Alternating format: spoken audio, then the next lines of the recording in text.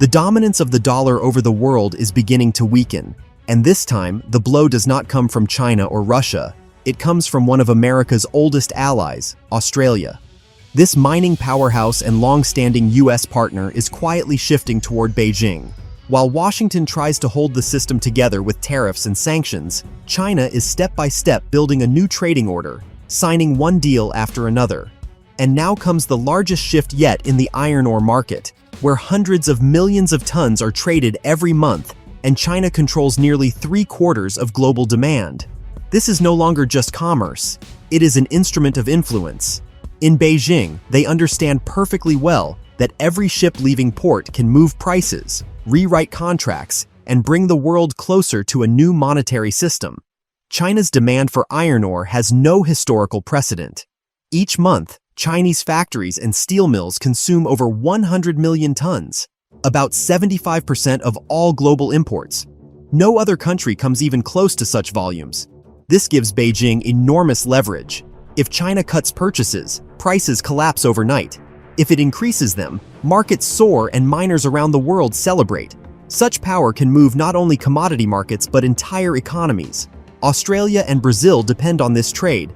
Their budgets, jobs, and export revenues are directly tied to Chinese demand. And Beijing knows this very well. When one buyer controls 3/4 of the market, it sets the rules of the game. For decades, the United States used the same model through the dollar, forcing countries to follow its financial system or risk isolation. Now China is doing the same thing, but through trade. It is using iron ore as a testing ground for a far more ambitious idea, shifting global commerce to settlements in Yuan. By promoting payments in its own currency, China turns ordinary trade deals into strategy. Every shipment of ore paid for in Yuan reduces the need for dollars, increases the global supply of yuan, and makes the Chinese currency ever more international. This is not coercion, but influence through demand. If suppliers want to trade with China, they must speak its financial language. For Australia, this is an uncomfortable but unavoidable reality. Iron ore is the foundation of its export economy, and almost all of it goes to China. Losing that market would mean destroying an entire industry. So when Beijing hints that it will now pay in yuan, companies listen closely. What began as a quiet experiment has become a turning point, the start of currency diversification in one of the world's largest commodity sectors. And for China, this is only the first step toward anchoring global trade to its own currency, contract by contract. The new agreement between China and Australia marks a historic shift in global commerce. Australia's largest company, BHP Billiton, one of the world's top iron ore suppliers, has agreed to conduct 30% of its sales to China in Chinese yuan. The total value of the deal is around $10 billion, covering nearly 90 million tons of ore, enough to supply China's steel industry for an entire month. For decades, these payments were made in US dollars, but now the money will flow directly in yuan, bypassing the dollar entirely. For China, this is a brilliant strategic move. By securing key resource supplies in its own currency, Beijing eliminates exchange risks and strengthens the yuan's global influence. Every ton paid for in yuan reduces dependence on dollar reserves and proves that global trade can function without the American financial network. The more China imports in yuan, the greater the global demand for its currency. For Australia, the decision is both pragmatic and symbolic. China is its largest customer, taking the lion's share of its exports.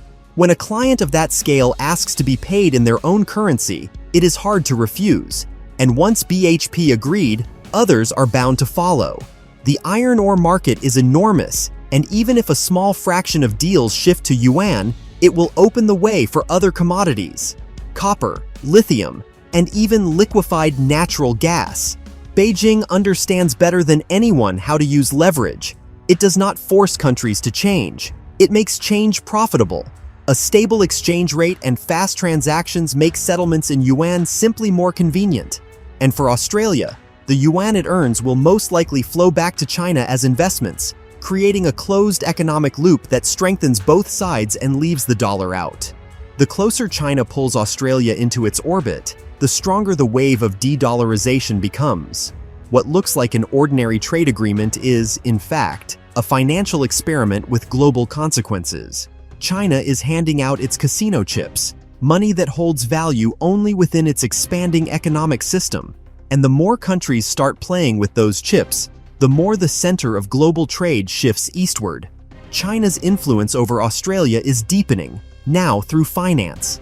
Fortescue Metals Group, one of the world's largest iron ore producers, has received a loan of 14 billion yuan, roughly $2 billion. The deal was arranged by China's two largest state banks, Industrial and Commercial Bank of China and the Bank of China. The terms are unusually generous. No collateral, no restrictions on how the funds can be used, and a fixed annual interest rate of just 3.8%. If Fortescue had borrowed the same amount in dollars, the rate would have been no less than 5 to 6%, since US loans are tied to Treasury yields, which hovered around 4% in August.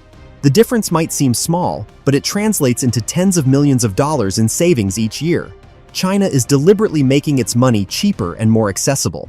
It offers what the dollar no longer does: stability and low cost.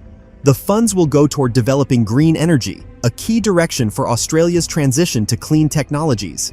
And that fits perfectly into Beijing's long-term strategy. China gains not just an economic partner, but a market for its renewable energy technologies and heavy industrial equipment. While Washington remains stuck in fossil fuel politics and Trump dismisses renewables as a passing fad, Beijing is quietly financing the next industrial era in its own currency.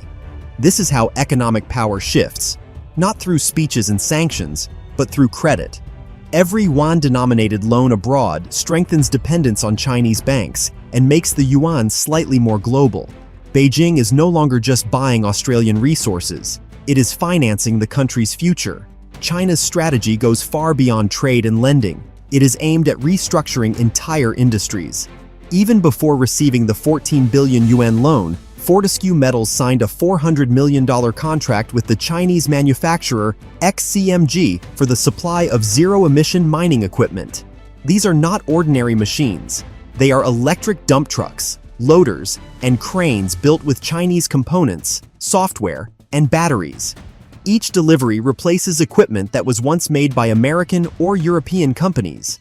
By linking loans to technology exports, China is effectively financing Australia's clean energy transition at its own expense. The new yuan loan ensures that future contracts, spare parts, and maintenance will remain within China's industrial ecosystem.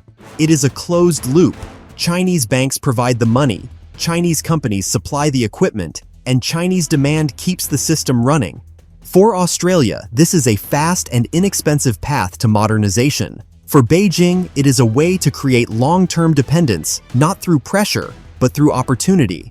While the United States debates tariffs and oil, Chinese companies are already building machines for a new industrial era. Their equipment is affordable, scalable, and produced in massive volumes. High interest rates in America and resistance to the green agenda have left the field open to them. Each transaction paid in yuan strengthens Chinese exports and weakens the dollar. Every loan issued, every Chinese machine arriving at a foreign mine makes the global economy slightly less American. The world is gradually learning to live without the dollar at the center of the system. The era of its unchallenged dominance is ending faster than anyone expected. If even allies are beginning to trade in yuan, how soon will the dollar finally lose its crown?